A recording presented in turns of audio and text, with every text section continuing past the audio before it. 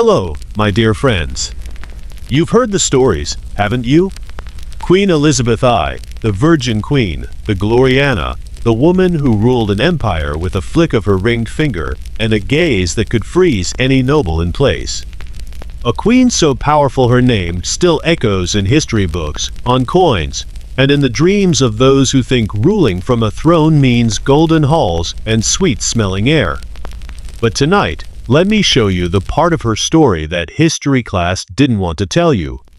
Because Elizabeth I could change the smell of a room within minutes of entering it. Yes, she could, and she did. She did not walk alone through her court. She walked inside a cloud, one that many said was filled with roses, amber, and civet oils, but if you were to be honest with yourself, you'd know that underneath those layers, there was another truth. A truth that clung to every heavy gown she wore, soaked into every velvet sleeve she draped over her arms, and whispered itself through the air of Whitehall Palace like an awkward, uninvited guest who refused to leave. So, before you get comfortable tonight, take a moment to like this video and subscribe, but only if you genuinely enjoy these stories we share in the quiet of your room, as the world softens and you prepare to rest. Now, dim your lights. Maybe turn on a fan for that soft hum in the background. Settle in. Because we are about to step inside a palace that looked like a jewel box on the outside and smelled like something else on the inside. Pause. Let them lean in. Imagine, for a moment, what it might be like to live in a Renaissance palace. You picture golden walls, glimmering tapestries, ladies in glittering gowns moving gracefully, musicians in every corner, and long banquets under candlelight. It's a scene that has drawn so many into the fantasy of living in another time. But now, I want you to close your eyes for a second and smell. Not the roses, not the lavender, not the spiced wine. Instead, breathe in the air that's thick with the scent of too many people in too tight a space, the sourness of sweat trapped under 5 layers of unwashed cloth, the greasy smoke of tallow candles, and the sharp, musky bite of animal fur that hasn't touched water in decades. Now, you're at Whitehall Palace. Welcome to the heart of Elizabeth's power and the worst-smelling royal residence in Europe. It was easy to be fooled from a distance. The grand stone walls, the endless corridors, the fluttering flags and calling trumpets. From the outside, Whitehall was every bit the Renaissance dream. But the illusion shattered slowly, quietly, with every breath you took inside.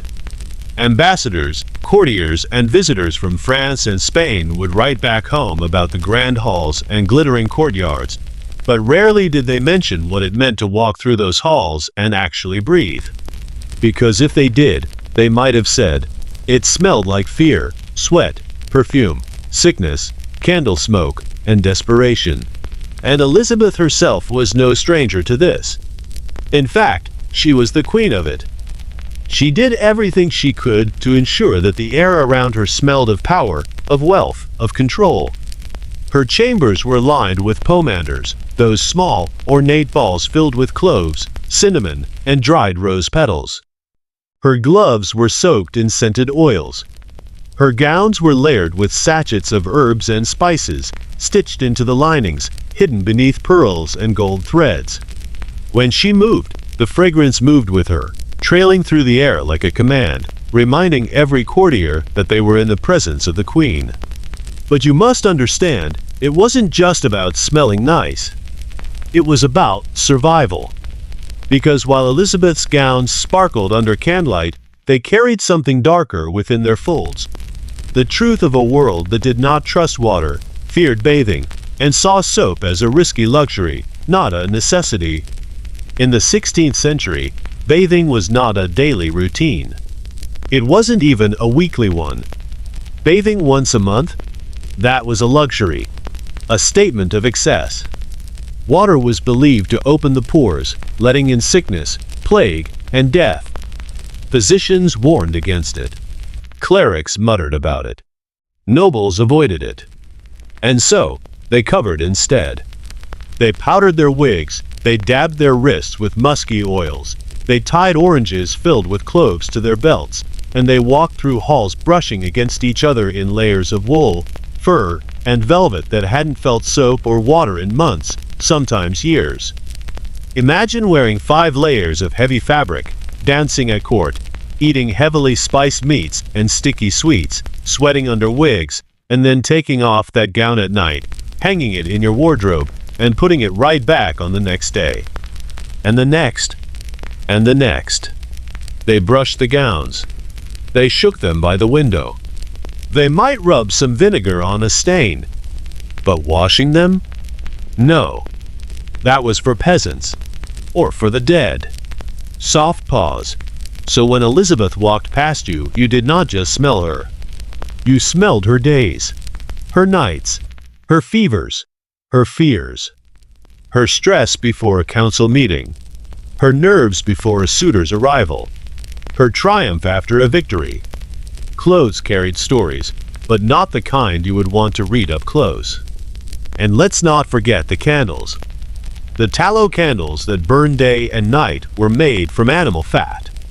They dripped in greasy globs down the sides of ornate holders, leaving the air smoky, sticky, and laced with a smell that was part kitchen, part barnyard, and part something else. Something that stuck to your skin, your hair, your breath. You could walk into a room in Whitehall clean and come out with the scent of the palace clinging to you for days. Yet, in this world, Elizabeth reigned supreme. She understood the power of scent. She understood that if she could not wash away the smell of humanity, she could cover it in something that spoke of wealth and authority.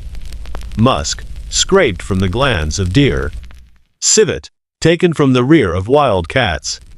Ambergris, vomited by whales and left to ferment in the ocean before being used in her perfumes. These were not pleasant smells on their own. They were powerful, raw, and musky. They were expensive. They were royal. Elizabeth wasn't trying to smell clean. She was trying to smell rich. There are stories of how her scent would linger in a room long after she had left, of ambassadors writing home that they could feel her presence in the air itself, of courtiers who would bow low, kiss her scented glove, and leave with the fragrance stuck to their lips, unable to wash it off. No one dared to speak of it directly, of course. Not unless they wanted to find themselves banished to Ireland, or worse, to the cold silence of the Queen's displeasure. Instead, they would write in coded phrases. "Her Majesty's presence is felt in every corner," they would say.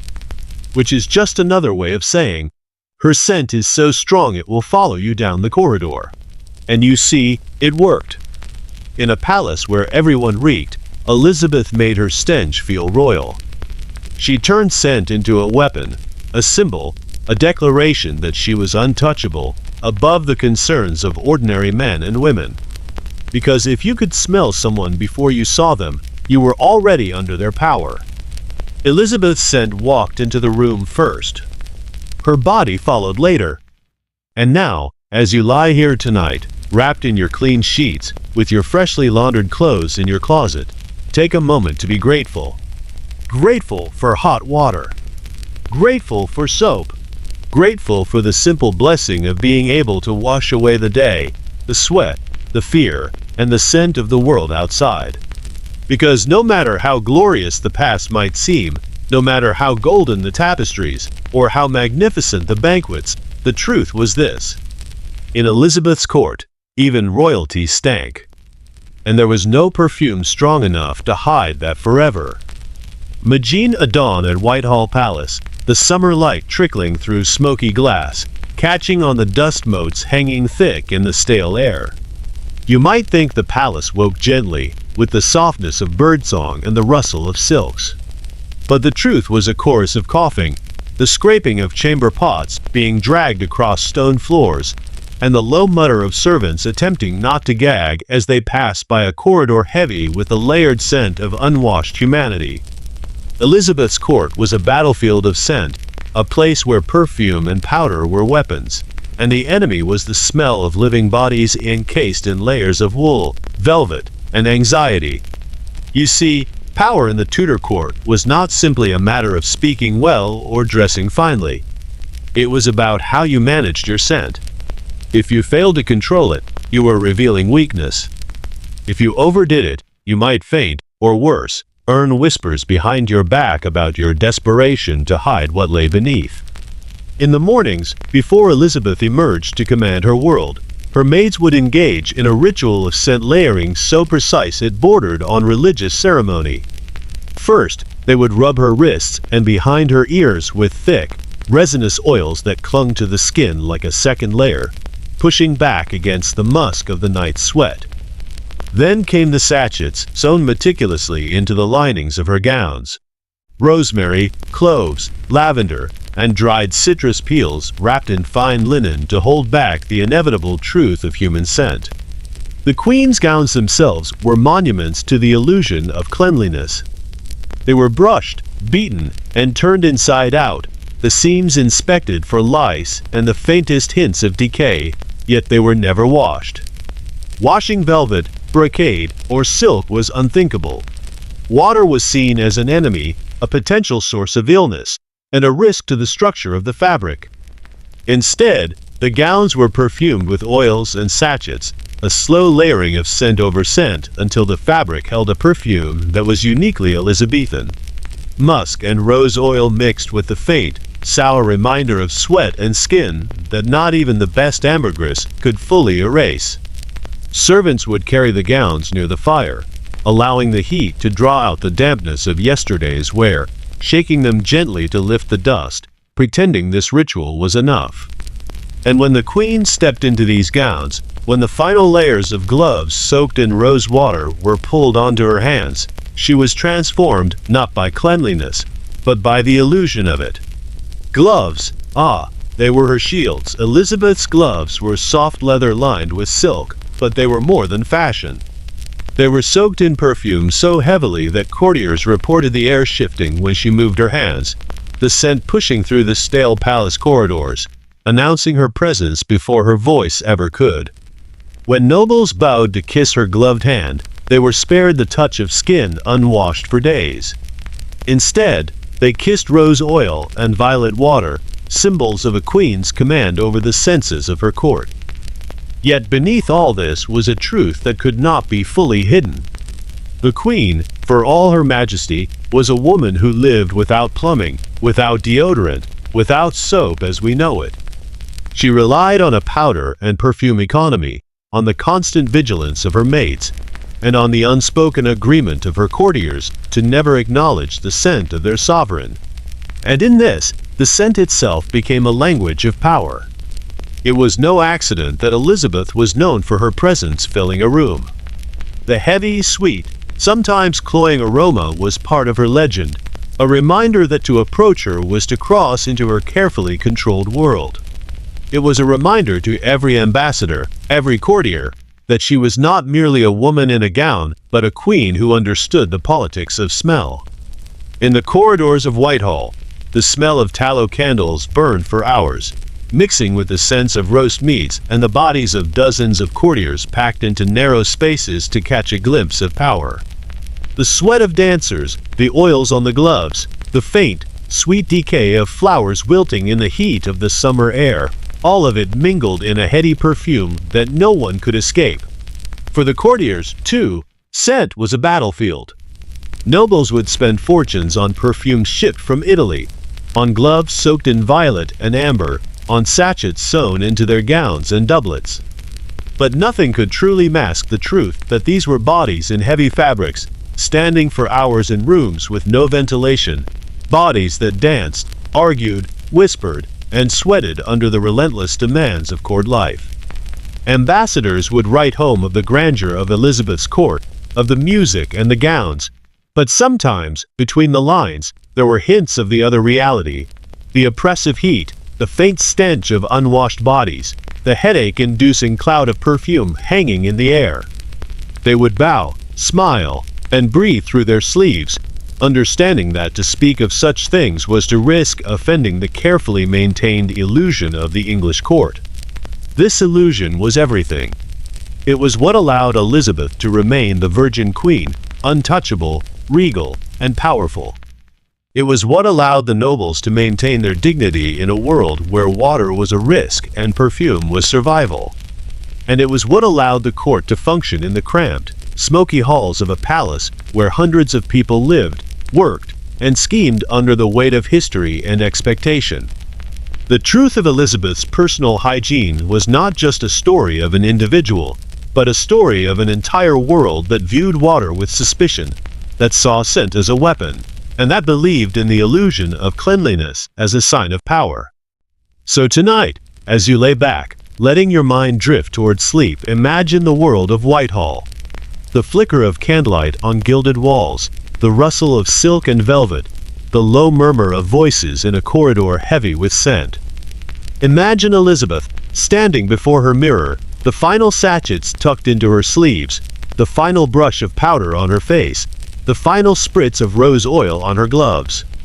And imagine the weight of it all, the perfume, the powder, the layered gowns, the unspoken truth beneath it, as she steps into the corridor, ready to command her court, her scent announcing her presence, her power undeniable, even as the air grows thick around her. This was the real fragrance of power, the scent of a queen who knew that in a world without soap, the illusion of cleanliness was the sharpest weapon she could wield. Sleep now, and let the echoes of that world remind you to be grateful for the clean sheets around you, the soft hum of a fan clearing the air, and the sweet simplicity of hot water and fresh soap. Because as powerful as Elizabeth was, her world was one of heavy perfumes and layered illusions. And the truth of that scent lingered long after the Queen herself had passed through the halls of history.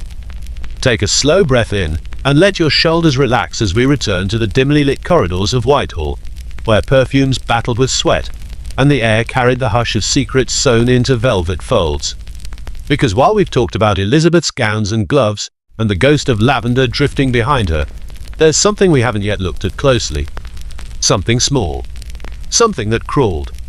Something that made even the Queen of England scratch her royal head in the middle of a council meeting. Tonight, we're going to talk about lice. You see, in the grand, gilded halls of Elizabeth's court, where tapestries hid cracks in the walls and incense covered the scent of rotting rushes, the most persistent courtiers were not ambassadors from France or Spain.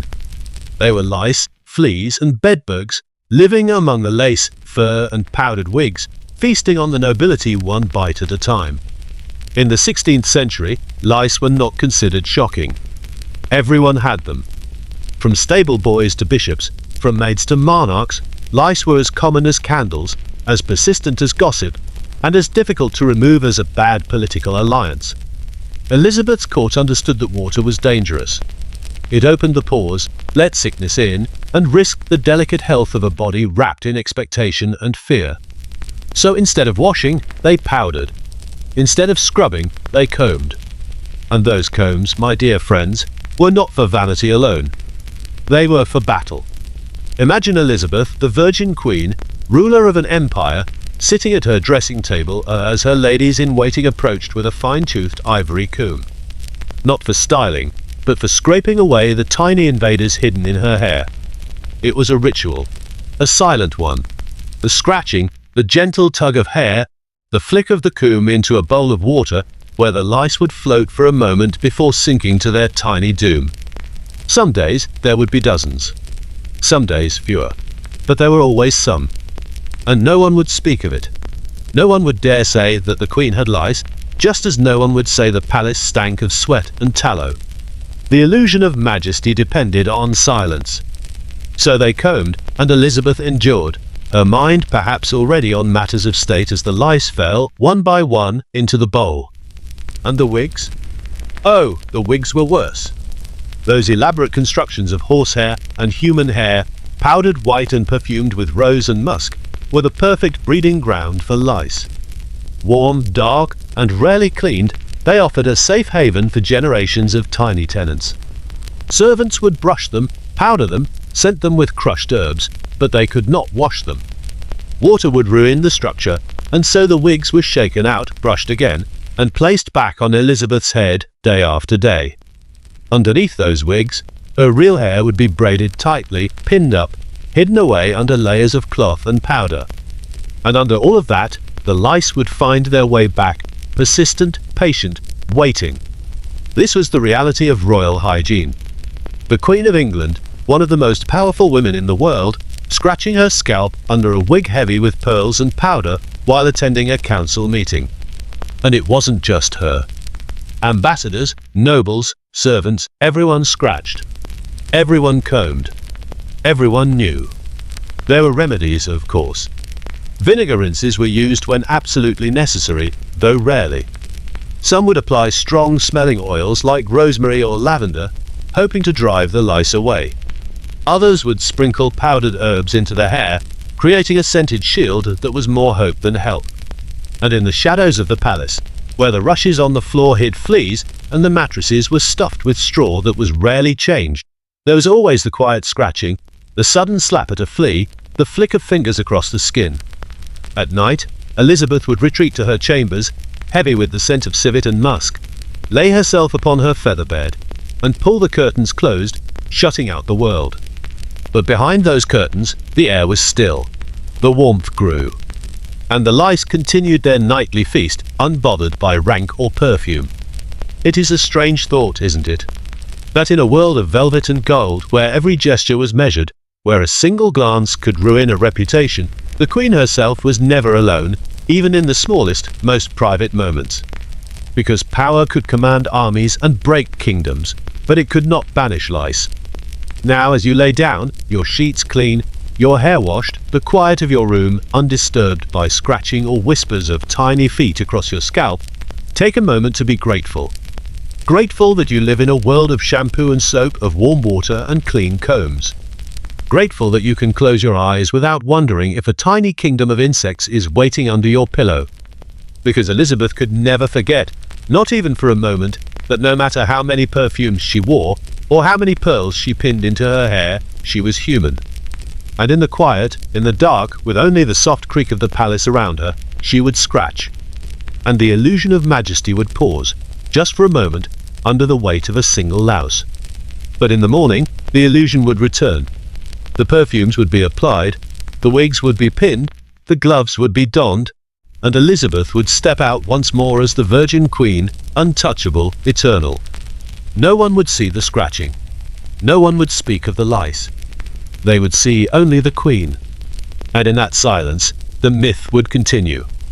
Now, take a deep breath, let your shoulders relax, and let the quiet fill your room. The past was heavy with scent and secrets, but your present is soft and clean. Rest well, dear listener.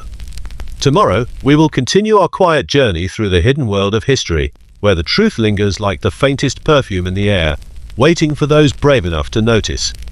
Until then, good night. Hello, my dear friends. Take a deep, calm breath in, and let your eyes soften as you listen, because tonight, we return to the shadowed corridors of the Tudor court, where secrets were hidden beneath velvet, and where even the smile of a queen could hold a darker truth. We have spoken of Elizabeth's gowns, her gloves, the lice in her powdered wigs, but there is something else we need to explore tonight. Something that may make you grateful for your toothbrush as you lay in bed, listening to the quiet of the night. Tonight we will talk about Elizabeth's teeth. In portraits, Elizabeth's face is pale, composed, almost ghostly in its perfection, her lips closed, her gaze steady. But behind those carefully closed lips was a mouth that was, by the end of her life, a battlefield. In the Tudor era, sugar was a luxury, a precious treasure brought in from distant lands, a symbol of status and power. And Elizabeth loved it. She had a sweet tooth, indulging in candied fruits, marzipan, sweet wines, and sugar lozenges that clung to her teeth long after the taste faded. But there was no toothpaste, no floss, no understanding of cavities and decay. There was only the slow, creeping pain of rot, the darkening of enamel, and the steady ache that would pulse in the quiet hours of the night. Contemporaries wrote that Elizabeth's teeth were black, that she suffered from toothache so severe that she could not speak, and that sometimes her face would swell, forcing her to withdraw from court until the pain lessened. The royal physicians had few remedies. Clove oil, soaked rags, herbal poultices pressed to the cheek, prayers whispered over swollen gums. And when the pain grew too great, there was only one solution: extraction. There were no anesthetics, no sterile instruments, only forceps and courage. Once, it was said, a bishop tried to ease Elizabeth's fear of having a tooth pulled by offering to have one of his own removed first, right there in front of her, to show that it was not so terrible. Imagine that moment. The quiet chamber, the flicker of candlelight, the bishop sitting bravely, the crack of tooth and bone as the tooth was pulled, the muffled groan, the drop of blood. And Elizabeth, watching, knowing that she would be next. There is something deeply human in that moment, isn't there? That even the Queen of England, whose word was law, who could send ships across oceans and armies across kingdoms, could be brought low by the fear of pain. There were rumors that as Elizabeth grew older, she spoke less and less, not only because she guarded her words, but because her teeth had rotted away, making speech painful and difficult. In the portraits of her later years, her lips are pressed tightly together, her mouth hidden behind her fan, her hand, her carefully arranged ruffs. She would chew carefully, if at all, her meals prepared as soft as possible, the flavors muted by decay. And yet, she remained the queen. She bore the pain in silence, as she had borne so many burdens in her life. The weight of the crown, the expectations of her people, the endless dance of politics and threats, and the quiet, throbbing pain in her jaw, reminding her that even as a queen, she was mortal. At night, in her darkened chamber, with the curtains drawn and the candles flickering low, Elizabeth would lay her head upon her pillow, the scent of civet and rose clinging to her hair, and she would feel the pulse of pain in her mouth, steady as the ticking of a clock. She could not escape it. She could not command it to stop. And so she endured, day after day, year after year. Sometimes, her ladies would find her restless, pacing, pressing a hand to her cheek, her eyes distant, the pain a companion she could not dismiss. There was no relief, only moments of less pain between moments of greater pain. And yet, in the morning, she would dress, she would powder her face, she would place the pearls in her hair, and she would step out as the Virgin Queen once more. The courtiers would bow, the ambassadors would watch, and no one would speak of the black teeth hidden behind the Queen's closed lips. They would see only the symbol, the myth, the legend. They would not see the woman quietly suffering behind her regal mask. As you lay down in your clean bed tonight, in your quiet room, take a deep breath. Feel the softness of your sheets, the stillness of your surroundings, the comfort of knowing that your teeth are clean, that the sweetness of a treat will not bring you days of pain, that if you feel a twinge, there is help, and there is relief. Elizabeth did not have that. She lived with the fear of pain, the reality of it, and the silence it forced upon her. She ruled a kingdom, but she could not command her teeth to remain whole. And so, she endured. In the darkness, with the scent of lavender and the quiet whisper of fabric as she shifted in her bed, Elizabeth, the Queen of England, became simply Elizabeth, a woman in pain, waiting for sleep to bring a moment of peace. And in the morning, the illusion would return. Because that was her role. That was her burden. And now, as you close your eyes, safe in your own time, let the quiet of your room remind you of how far you are from the shadowed corridors of the past. Let your breath slow, let your shoulders soften, and let yourself drift into sleep. Tomorrow, we will continue our journey, uncovering the hidden truths beneath the silks and the crowns, the stories that remind us that history was lived by people, with all their fears, hopes, and pains. Rest well, dear listener. And remember, you are safe, you are clean, you are free. Good night. Hello, dear friends. Take a deep, quiet breath, and let yourself settle into the calm of your room as we return once more to the candlelit halls of the Tudor court, to the silent chambers where Elizabeth I prepared herself each morning, ready to face her kingdom hidden beneath a mask of white. Because tonight, we will speak about Elizabeth's makeup. about the pale, ghostly beauty that defined her, and about the slow, quiet poison that lived in the powder she wore every single day. As Elizabeth aged, the years began to mark her face, as they mark all of us. Lines at the corners of her eyes, soft creases near her mouth, shadows beneath her eyes from nights spent in worry, in sickness, in sleeplessness. Her hair, once a bright, reddish gold, began to thin and fade, and her teeth, as we have spoken of, darkened and rotted away. But Elizabeth was not just a woman. She was a queen, a symbol, a living embodiment of her nation. She could not appear weak, could not appear old, could not appear human. And so, every day, Elizabeth would sit before her mirror, as her ladies prepared the ceruse, the white face paint that would become her mask. Ceruse was made from white lead, ground into a fine powder, mixed with vinegar, applied carefully to the face to create the illusion of flawless, porcelain skin. It was a sign of wealth, of power, of status, and it was also deadly. Lead seeped into the skin, poisoning the blood slowly, day after day, year after year. It caused hair loss, skin damage, headaches, stomach pains, tremors in the hands, and a creeping weakness that could never be cured. But Elizabeth could not abandon it. She had to appear in control, ageless, powerful. And so, each morning, the ritual continued. The ceruse would be applied, layer upon layer, covering the blemishes, the sores that would sometimes appear as the lead poisoned her skin, the cracks hidden beneath a new, fresh layer of white. Rouge would be dabbed upon her cheeks, a touch of red upon the lips to create contrast against the whiteness of her face. Her wigs, heavy and powdered, would be placed upon her head, covering the thinning hair beneath. The ruffs around her neck, stiff and tall, would frame her face, hiding the marks of age on her neck, forcing her to hold her head high, always. The pearls and jewels would be pinned into the wigs, the earrings placed, the gowns of heavy brocade pulled over her thin frame, and Elizabeth would transform. From an aging woman in pain to Gloriana, the Virgin Queen, the living myth that England needed. But beneath the powder, the cracks grew deeper. Her skin would become grayish, her face swollen at times, the sores beneath the makeup refusing to heal.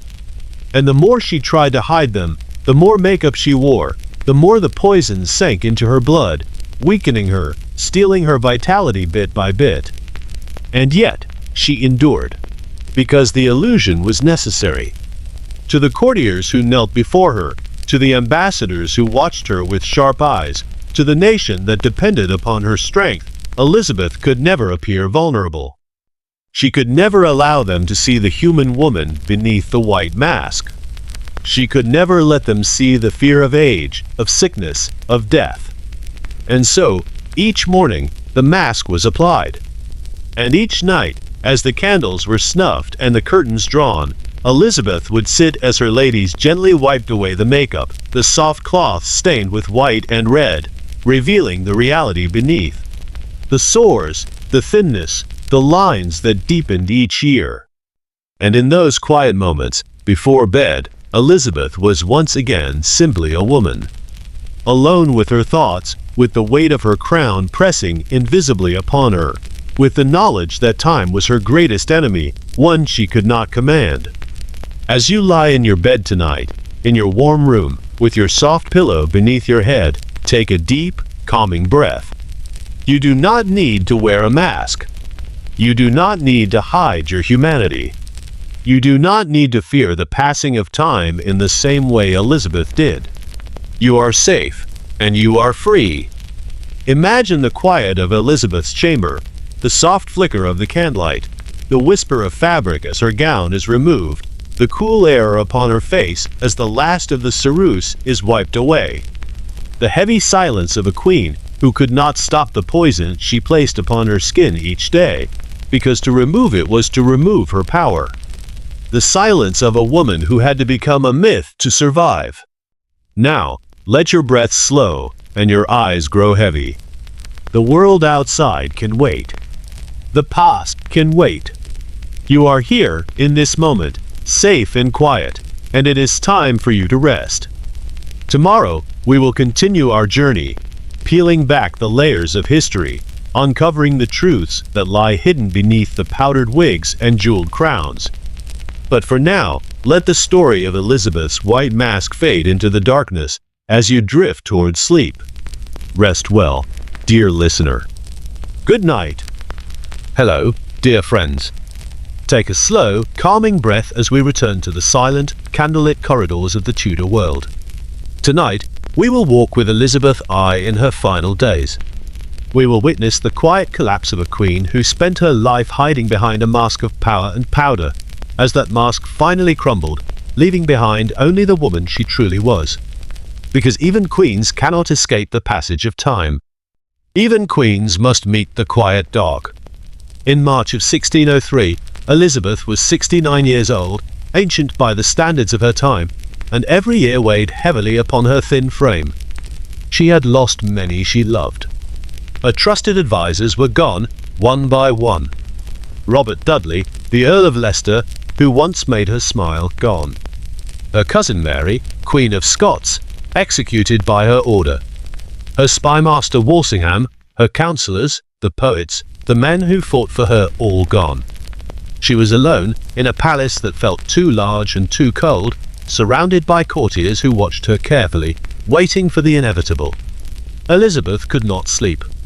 She refused to go to bed, terrified that if she closed her eyes, she would never open them again. She stood for hours, days, refusing to lie down, refusing to eat, refusing to remove her robes.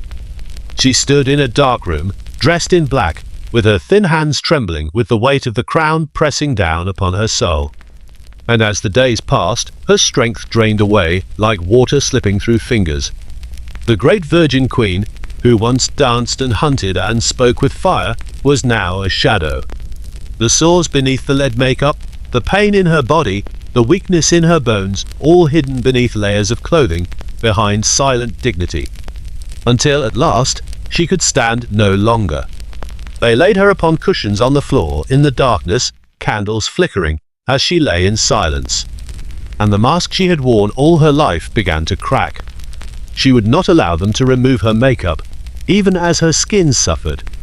She would not allow them to undress her fully, to reveal the frailty of her body.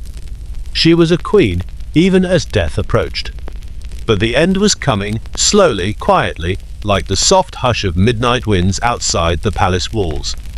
On the 24th of March, 1603, in the early hours, Elizabeth I, the last of the Tudors, the Virgin Queen, the woman who had ruled England for 44 years, took her final breath. The mask fell away. The illusion ended. And beneath the layers of white powder, beneath the jewels and the gowns, there was simply an old woman, fragile and human, who had carried the burden of a nation upon her shoulders. They say the moment of her death was quiet, that the courtiers who had feared her wept, that the rooms of the palace were filled with a deep, heavy silence, as if the walls themselves mourned the passing of an era. Elizabeth was dead. And with her death, the Tudor dynasty ended, the world shifted, and a new chapter began for England. They washed her body, gently removing the ceruse that had covered her face, revealing the sores, the pallor, the lines of age that the world had never truly seen. They dressed her in her finest robes for the final time, placed the crown upon her still head, and prepared her for the long sleep she could no longer avoid. In that moment, Elizabeth was no longer Gloriana, no longer the Virgin Queen.